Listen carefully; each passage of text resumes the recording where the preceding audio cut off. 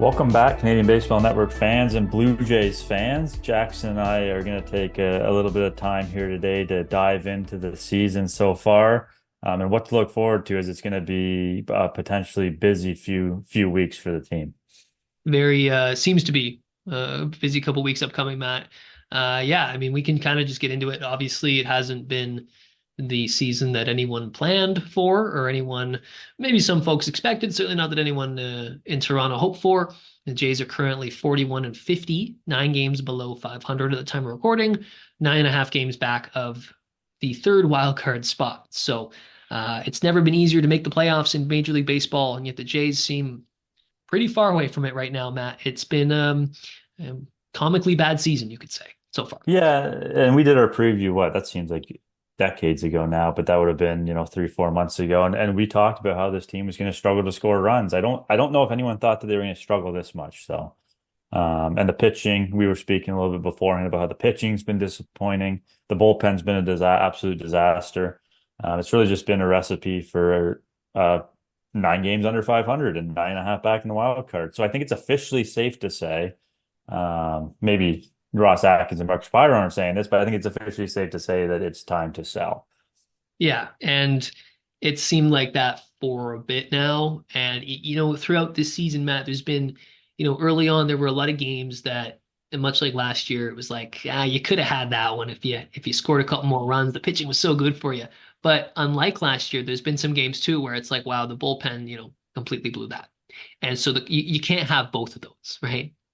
I mean, coming into the season, we talked about, Jordan Romano, Eric Swanson, Tim Mesa, all these guys being key contributors to the bullpen like they have been in the years past. It just hasn't worked out that way. Swanson's been a disaster. Romano got hurt. Mesa's been bad, and obviously is no longer in the organization. No one really saw that one coming. But the bullpen's one of those things you don't notice it until it's bad. And that's what they always say. So, and now Blue Jays fans are kind of seeing that firsthand.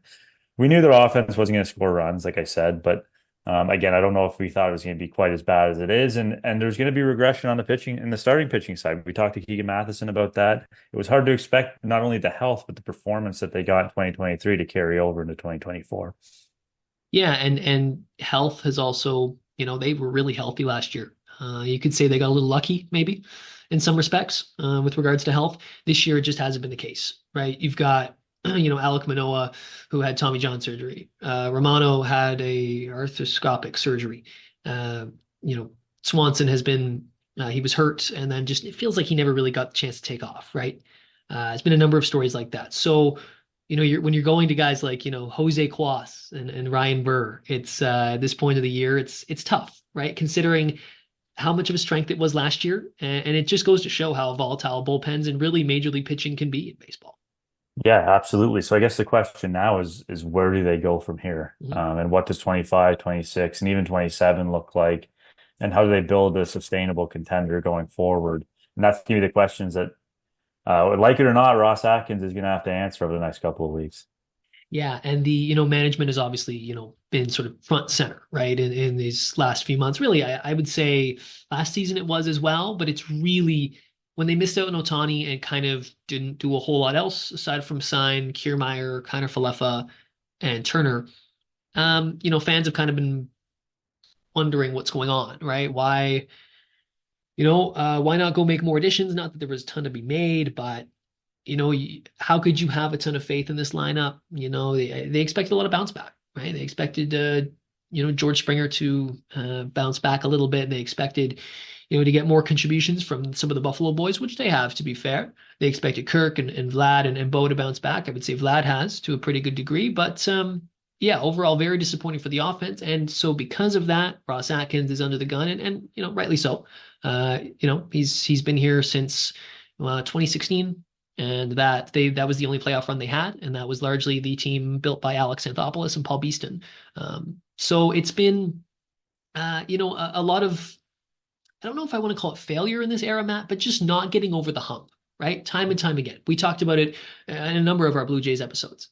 And so because of that, fans are rightly saying, you know what, we've had enough.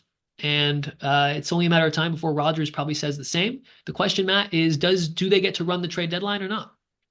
Yeah, I mean they're gonna have to. I mean we're no, I don't think much movement will happen until the draft is over this weekend or this weekend, early next week. I think a lot of teams are putting a lot of their scouting resources into that, and then you'll kind of see the trades pick up. But it's gonna be Ross Atkins, at least to a certain extent, hand a deal, so to speak. But it's funny you mentioned last offseason and they should have done more, and they went after Otani obviously, but it kind of hit me last night. Last night they were facing the Giants and Blake Snell was on the mound. It wasn't a great free agent class. The more I look back on that, Snell's had a horrible year. Obviously missed a lot of spring training. Jordan Montgomery has not been good. Cody Bellinger's been okay. Matt Chapman's been okay. I mean, other than Otani, Jorge Soler hasn't been great, who I was advocating for a signing to bring that power in the lineup. Who knows if he's in Toronto, how he fares, but really not a great free agent class. So looking back on it, it doesn't even seem like there's a ton that they could have done to improve this lineup. And that's not to defend Ross Atkins, because at the end of the day, front office's job is to get creative and find ways to make the team better. And that clearly hasn't happened as they sit last in the AL East. Yeah, like Matt Chapman, I don't think is helping this team much. You know, maybe the one guy you could argue is Teoscar Hernandez. He's had such a great year with the Dodgers, but $24 million, were the Jays really going to match that, or whatever it was?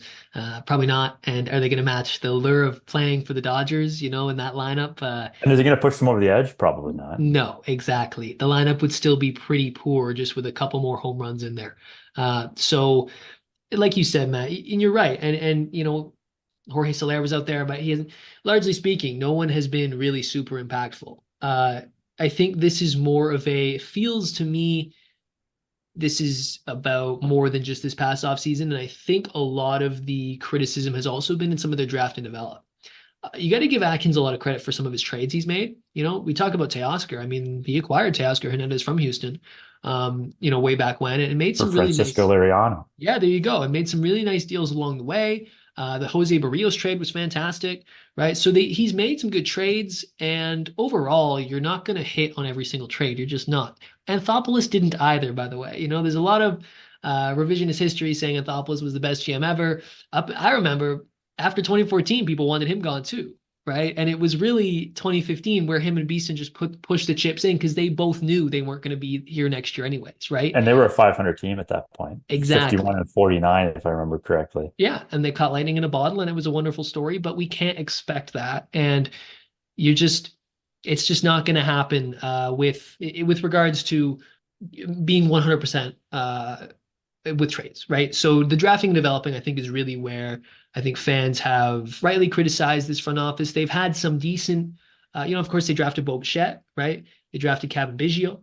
They've drafted, Spencer Horwitz. You've got a couple of these guys coming up, David Schneider, but not enough impact the way that maybe other teams have had, especially, I would say, Matt, on the pitching side, especially given Alek Manoah and what's happened with him.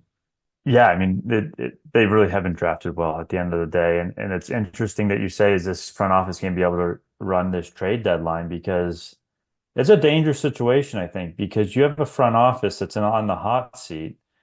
And maybe the direction is to kind of take a step back, but is a front office on the hot seat going to be willing to do that? And how much leeway will they have from the organization to do that? Because the answer is you're clearly not adding, right? You're going to take a step back after the trade deadline. This team's going to be worse after the trade deadline than they are right now, which is shocking to say. Um, but do you want a front office that's feeling the pressure to, you trust that front office to make the right moves going forward for the future? Yeah, like I can imagine where, let's say, just for example, they move Yusei Kikuchi, get a couple nice pitching prospects back. Ross Atkins maybe moves to a different role or whatever in the offseason. You bring a different GM in. What if that GM goes, I don't like these two pitching prospects, right? That's kind of the issue here. There was an article in the Toronto Sun. Steve Simmons wrote about how perhaps Mark Shapiro may move Atkins to a different role within the organization. Um, not too sure what to think about that. Is that just moving the deck chairs on the Titanic? What is that? We don't know the front office dynamic, right? Scott Mitchell has had some things to say on Twitter about that. Go check that out. So there's a couple things where there could be some change, Matt, but yeah, as it relates to the trade deadline, it does seem very confusing in how they're going to make it all work and fit. Now, does it make sense to maybe give Atkins, okay, you're not allowed to move Bichette or Guerrero or anybody under control for the years past this year, but we trust you to move on from Kikuchi and maybe Danny Jansen and Yimi Garcia. I'm not sure, but that's a big question that Shapiro and Co. better figure out pretty soon here. Yeah, and we were talking earlier about the Mark Feinsand wrote a report or a story about the Jays moving guys on expiring contracts, which is obviously expected. Like that's any team in this situation that's expected. But anybody, he went on to say that anybody extended beyond this year is not going to be traded. Curious on your thoughts on that. I mean, how do you think you're going to contend in 25 if this season has gone the way it has? There's no like generational prospects coming.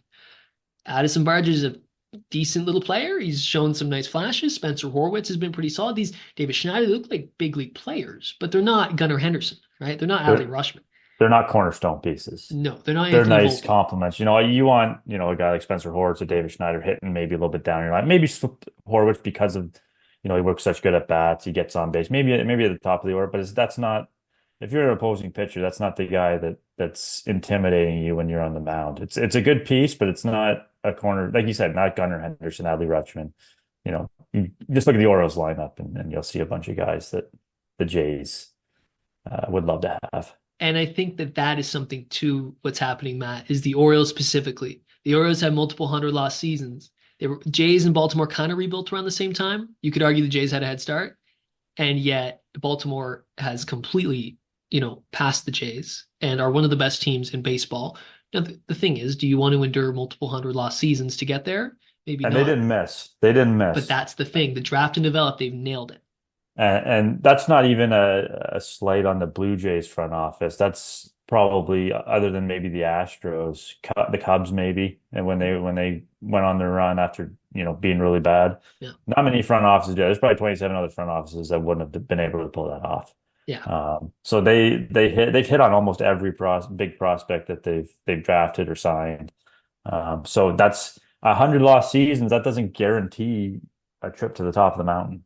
And I think that's the issue that you're running into. But, what are you going to get for some of these guys on expiring contracts? Yeah. It can happen. Like I was listening to Blake Murphy today on Blue Jays Talk. You look at the James Shields for Fernando Tatis Jr. trade. Francisco Alvarez was traded for a reliever. Cole Ragans was traded for Aroldis Chapman last year. So it can happen. But it's far from guaranteed that you're going to get anything of substance back in any of these deals. Where the substance might come is the guys that are extended beyond this year. And if they're not, like you said, I don't see them competing in 2025 the way it is, unless they go and spend big in free agency, which is a huge gamble to take if you look past 2025 and what's coming down the pipe and who's leaving at that point. This could get really ugly, I think, beyond 2025 if they decide to stand pat and run it back. It's a really sort of a big philosophical, big picture question when you get to that, right? It's easy to say, yeah, flip Kikuchi for prospects, right? Because if you're not contending this year, it makes no sense. Danny Jansen, maybe there's an argument to extend him, right? Longest tenure J now. Seems like a good clubhouse guy. That's maybe a different situation. But some of the relievers, like, yeah, that's obvious. But yeah, you get to Bo Bichette and Vladimir Guerrero Jr. Let's be honest, that's two players we're talking about here. George Springer isn't going anywhere. He's going to finish his contract here unless the Jays eat a ton of money, right? The pitching wise, maybe you move Bassett this deadline, but you have him next year, right? The other question though, Matt, especially with guys like Gosman and Bassett and Barrios, they're not going to want to sit it through a rebuild or even like a couple down years. They're ready to win, right? So they're in their 30s now. It's go time. You don't want to be on a team that's rebuilding. You want to be on a team like Baltimore, or the Yankees, or whatever. So that is a big, big sort of philosophical question, because if you think that in 2025 we're going to be good again, well, why is that? You really think that Bo Bichette's going to completely turn around the way he could? He's shown that before, but you need more. It's pretty clear that maybe these guys just can't carry a team the way you might have thought they would have been able to a number of years ago. And so that's where you get into those big picture questions. Do you consider moving Bichette? Do you consider moving Vladdy? And then what does that look like in 26, 27, 28? Because you're not going to be able to likely get the kind of young players that can truly take you to another level by trading the pieces you're going to trade at this deadline. Summer is here. And the place to be this summer for young baseball players is the Baseball Zone Summer Camps. The Baseball Zone is offering indoor and outdoor camps. It's a fantastic way for young athletes to improve their skills, make new friends, and of course, have plenty of fun. They're also offering a summer membership this year that's unlimited summer camp access for $9.99. For more info and to sign up, head to thebaseballzone.ca. With every day that passes, the stock of Guerrero and Bichette likely goes down because anyone that's not able to extend them beyond 2025, you want them for two playoff runs, right? If you say you're the Dodgers and you want Bichette, you want him for two playoff runs guaranteed before you try to re-sign him. So that's where I don't think you can hang up the phone on anyone this deadline because if you want to speed up the rebuild, you don't have to have a 100-loss season. But you have to get upper level minor players and big league players back in transactions. I mean, you look at, and again, they're not going to get this, but the Juan Soto trade from Washington to San Diego. And I'm not saying Bichette or Guerrero would pull that kind of a return, but they got three or four guys that are going to impact their team for a while. And that team's on the rise now. Yeah. That's the kind of deal you have to be thinking about. You don't want these guys in low at single A that you're taking a flyer on that have a high ceiling and, there's no guarantee. You need guys that are close to the big leagues if you want to speed up this rebuild. You're right. And, the advantage that the Jays would have over a lot of other teams is they have shown now, at least recently, they're willing to carry a really big payroll. And so maybe, like you said, it doesn't need to be 100 losses to get a couple good prospects and really change this up, right? Big market teams don't always even need to really do a rebuild. It just needs to be a bit of a retool. And I think that that's probably more likely what would happen, but I just don't know if there's enough to retool around, I guess, Matt, would be what I'm saying. And I think that that's what a lot of Jays fans are wondering is like, even if and maybe you make a lot of good trades and you do bring in some young players that can help, are you still in a situation next year where you're just fighting for the third wildcard spot again? Because if that's the case, and then you don't extend one of Bo or Vlad, is that not a wasted asset? Again, that's a lot of ifs. That's a lot of, predictions, but that's the thing. If you're not going to extend them, you kind of really need to think about moving them because you can't just lose them for free.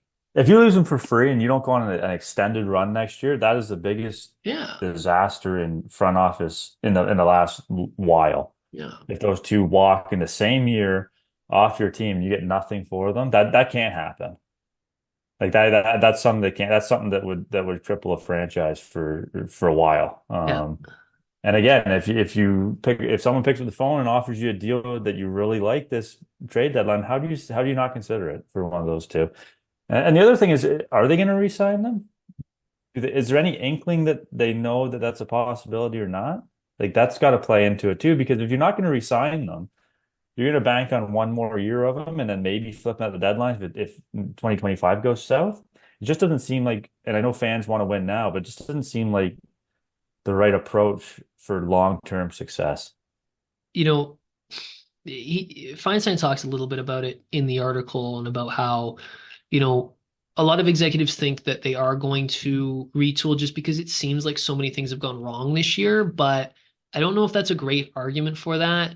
And he does say here the Blue Jays have talked with agents for both players, referencing Bichette and Guerrero, about potential extensions, sources said.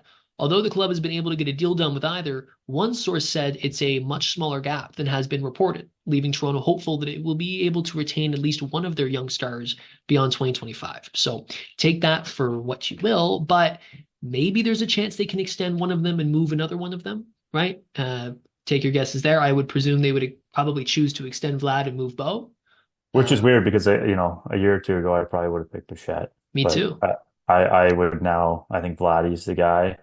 And not because I don't buy the argument that Bichette's stock has dropped considerably because of the year he's had. I think we see it every day as watching the Blue Jays. And that's another thing sometimes when you see some of this reporting from outside reporters that don't follow the team every day, they don't necessarily see the ins and outs. Like everything went wrong, so to speak, like you just said in that story. Well, a lot of this was predicted by a lot of people that follow this team. Yeah. Like this is I can't say I'm sitting here shocked that the team is worse, maybe a little worse than I thought, but to be, not in the race, is that really that shocking? And like Vladimir Guerrero Jr. has shown the last few years, like he's not a slam dunk, 40 home run guy every year, right? He's not Juan Soto. Yeah. And Bo Bichette has shown a lot of inconsistency too. Obviously, we see it now. He's WRC plus right now is 70, right? He just a lot of these guys, it's a lot more the same of what we've seen from last year, right? Springer, we've seen a decline. Obviously, he's declined every single year he's been here. Kirk, we see a continued like complete sort of. He's been a little bit better recently, but still way below the league average. His WRC plus is at 73, right? Just too much empty calorie at bats. I think that, and I've heard some people say this on Blair and Barker and different people that I've heard talk outside of the organization has a higher view of guys like Bichette and Guerrero than maybe fans and people inside the Mhm. organization. Because again, you watch them every day, you see their struggles. We don't watch the Yankees every day. You want to talk about a terrible lineup right now. Go look at the bottom half of the Yankees lineup. I mean, they're lucky they got out to such a good start. Like, there's a lot of issues around baseball offensively for a lot of players. Um, and personally, I don't think Vladdy's having that bad of a year. And Bichette's probably 2 or 3 weeks, getting on a heater to change everybody's opinion too. So I don't, I don't think Bichette's stock has necessarily dropped as much as some people might believe. I Mhm. think he's still very valuable to a lot of teams. Those deals are hard to make though at the deadline. I mean, these pitchers and expiring contracts, maybe you get lesser prospects back. Those are the easy deals to make. Dealing Bichette and Guerrero, Jansen as a catcher, I know he's on an expiring deal, but those can be difficult deals to make. Yeah, I was thinking about the Trey Turner trade, thinking a little bit maybe about that, and could that be a possible comp? Maybe not, given I think Turner was a free agent that year, but nonetheless, you can definitely get something back that could be pretty good for Bo Bichette. Like you're not just going to get a lottery ticket. You better not just get a lottery ticket. I guess the question becomes then like what is your goal and when are you getting back to real contention? If you do move on from one of these guys, how do you replace them? The questions just kind of keep coming up, right? It's really easy to have a million questions. And who's going to be managing them? Who's going to be the GM? There's a lot of unknowns right now. And I guess it's sort of just Matt, I don't know about you, but like this feels not like a wasted era, but it definitely feels like now you look back and you think, man, like they should have done more in 2021. They should have done more in 2022.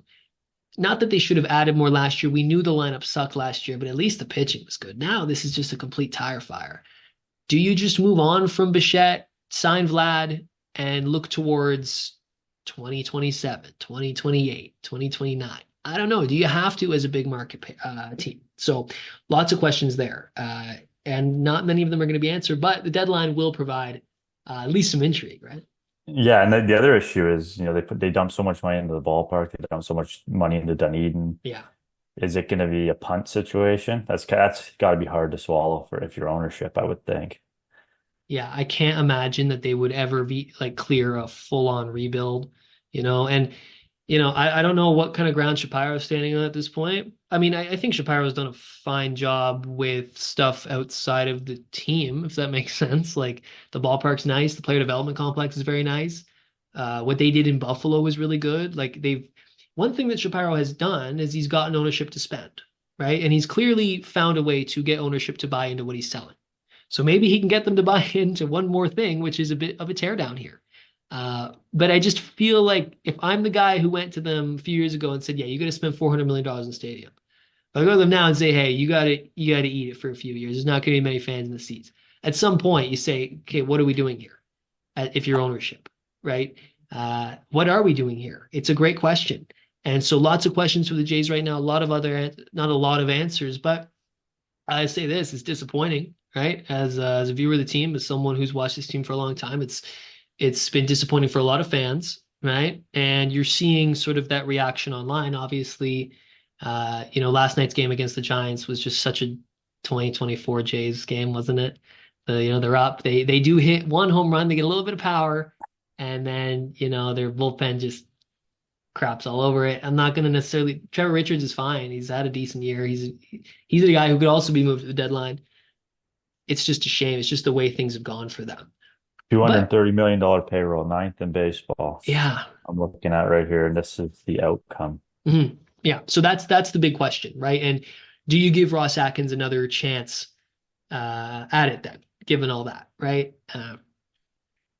Not sure how you can do that. So we'll see. One stat I did find, Matt, and this is sort of a good basically tale of the season. They've allowed the most home runs in Major League Baseball at 124, and they've scored the third fewest at 81. Right. So that's kind of a really it's a good way to look at it. Very simple, but that's got to turn around. Gone are the days of Josh Donaldson, Jose Bautista, and Edwin Encarnacion. Yeah. It kind of makes you think, as if you're a Jays fan, to cherish those moments a little bit more because, since really 2016, it's been not much positive other than a few playoff appearances. And now we sit here in 2024 wondering what direction this team even goes going forward. I think that things would have been different if the drafting and developing had provided a lot more talent, right? I think that not only in terms of like middle end talent, like just, more guys like Spencer Horwitz coming up, right? And maybe not having to sign as many arms, right? So you could spend a little more money in the lineup or whatever. I think that they just haven't had those guys to fill the gaps, right? I think that's really where it's shown is in the pitching department. I Yeah. mean, Nate Pearson's turned into an Yeah. average reliever. Alek Manoah had a really good year and was a bit of a disaster. Looked like he was on his way back. Now he's hurt. Ricky Tiedemann's been hurt. Brandon Barriera's hurt. There's no, and he's lower down the minors anyways. Like homegrown pitching, it just seems like there hasn't been much come along the pipeline. I think that's really important because, to go out in the pitching market, I mean, there's always pitchers available every offseason, but again, that's another competition you have to go into to sign some of these guys. They just don't have a lot of cheap pitching in their rotation. In fact, like looking at it here, like their rotation is all very expensive, right? Gosman's at 22 million, goes up to 23 next year. Bassett's at 22 million. Rios is at just under 18 million. Kikuchi's at 10 million. Even Yariel Rodriguez is at 4 million, goes up to 7 million next year. They just have those guys that are pre-arb or even early in arbitration that are cheap and give you good innings. Well, that's even what Dan Shulman was saying the other day. So talking about Spencer Horwitz. If you have a guy like that can hit maybe 240, get on base a lot, doesn't obviously he's not probably never going to have the power that you might like out of a guy that can play first base. But if he's making league minimum and starting for you every day, that's a Yeah. massive plus and a massive asset to have. Yeah, and then you don't have to go out and find that guy in free agency, right? You don't have to go find the left-handed hitter. You just already have him in your system. And that's, again, what would allow you to then push all your chips in for that one big free agent to sort of fill out the puzzle, right? That's that's been, I think, the biggest issue with this front office. And wherever you put the blame, wherever you want, they've clearly put money into the system. It's not like they haven't invested money, the player development complex and Dunedin, everything they've done there. It just hasn't worked yet. And maybe it will. Maybe that'll take more time. But, even like it's been a season from hell. It is when your top prospects comes up and get busted for PEDs, like what, 3 days later? It almost seemed like a joke when that popped up, to I be saw honest that, with I you. just It's like a laughed. and the one positive after the trade lines is let these kids play. I mean, Yeah. again, last night against Chanel, Spencer Horwitz was on the bench. I get it, the matchups, lefty lefty. But let the kids play. Well, you're never going to Yeah. know if he's going to be able to handle left-handed pitching, which he's going to have to if he's going to be an everyday player for Mhm. you. So I let some of these kids play. I know the team never, signs off and admits they're out of it, but it's time to see what you really have in a Leo Jimenez, Mhm. Spencer Horowitz, Davis Schneider, um, would be or Elvis Martinez if he was around. But it's Ricky Tiedemann if he gets healthy. Let's just see what these guys do. Whether you win 70 or 80 games, what does it really matter at this point? You're not going to make the playoffs. Let these kids kind of run with it and see what you have going into spring training in And 2025. same thing on the pitching side, right? Like if, Mays is gone now, obviously Romano's hurt, Garcia's likely to be moved, Swanson, who knows? You're going to have some opportunity here. Put Chad Dallas in there. Put some more of these double A and triple A arms in there and see what you've got, right? You never know. Bullpens are very volatile, yes, but give them a chance. Like you said, Matt, how are you going to know what Spencer Horwitz is like against lefties, or how is he going to get better against lefties if he's never seeing them, right? And that's something that I would be excited about if we kind of go to like a glass half full moment here. Like there are some positives this year. Like Yariel Rodriguez has looked pretty good lately. Isaiah Kiner-Falefa had a nice season. Dalton Varsho had a nice start, although he's cooled off too.